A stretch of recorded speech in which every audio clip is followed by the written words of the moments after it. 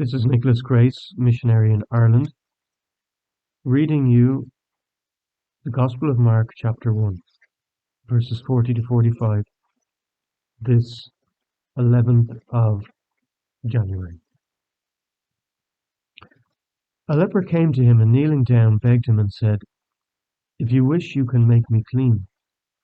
Moved with pity, he stretched out his hand, touched the leper, and said to him, "I do will it. Be made clean." The leprosy left him immediately, and he was made clean.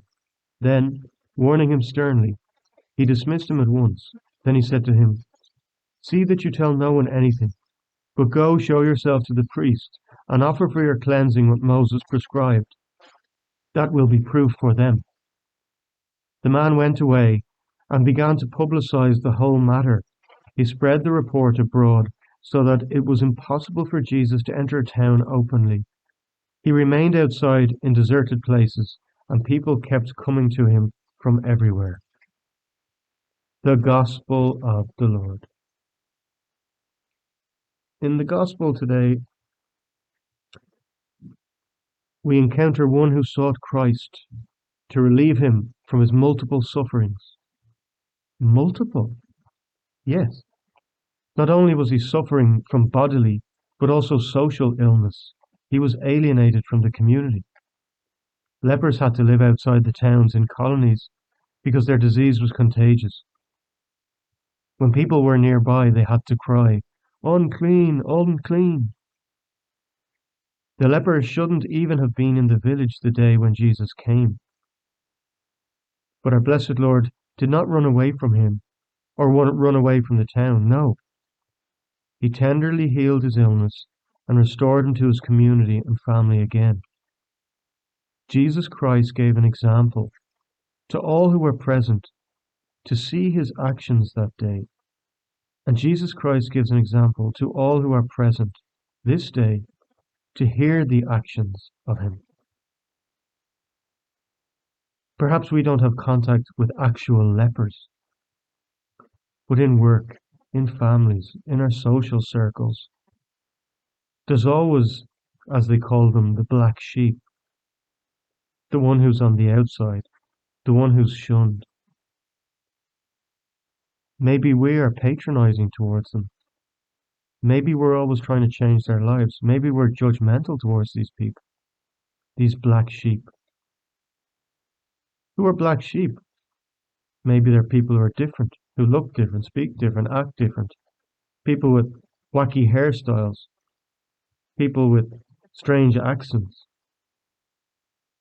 Maybe they're just into silly things, so we judge them as being stupid because they're different to us. Maybe they're different in their religion, their politics, their relationships, their pastimes. Finally, one day they cry out, "I'm not going through a phase, this is me." They're not going through a phase. They are not black sheep, they are not lepers. They are our sons, our daughters, our brothers, our sisters, our cousins, our colleagues, our friends. They're just different. I've got a bit of advice here. From a practical perspective, from a faith perspective. If we come across these people who are very different to us, strange to us even, we should not keep telling them that they need to change. Rather, we should try and understand their uniqueness. We do not need to keep telling them that they need to be more like us. Our goal is always that everyone be more like Jesus Christ. So we should try to eliminate the word "I" from our conversations when we are trying to give them advice. And we do not need to keep telling them that they need to listen to us. We should listen to them. You know, there's a golden rule, because I suppose we always want to transmit the message of Jesus to others. But there's a rule. If you want to talk to people about religion for 5 minutes, you have to listen to them for 30 minutes. You have to earn the right to talk to them about religion, particularly if they're not into the religion. So that's practical advice. From a faith perspective, Jesus Christ is the first, the exemplar, the perfect Christian. So it's important when we're thinking about how to treat these persons, these lepers, so-called lepers, that we consider, how would Christ treat them? The leper approached Jesus Christ because he was approachable. If we live our lives more like Jesus, we will be more approachable ourselves. The so-called persons in need will ask us, or maybe just wonder, why we are the way we are. What is our way? Then the door will be open to Jesus. So, if there is anything to heal, if there's any lost sheep to find, Jesus Christ will know how. And I'd ask you to remember the words of St. Paul when you deal with these people that are a bit different, that are a bit strange. He encourages us to try and get down to their level somehow. He said in his first letter to the Corinthians, chapter 9, "To those without the law, I became like one without the law, to win those without it. To the weak I became weak, to win the weak. I have become all things to all men, so that by all possible means I might save some."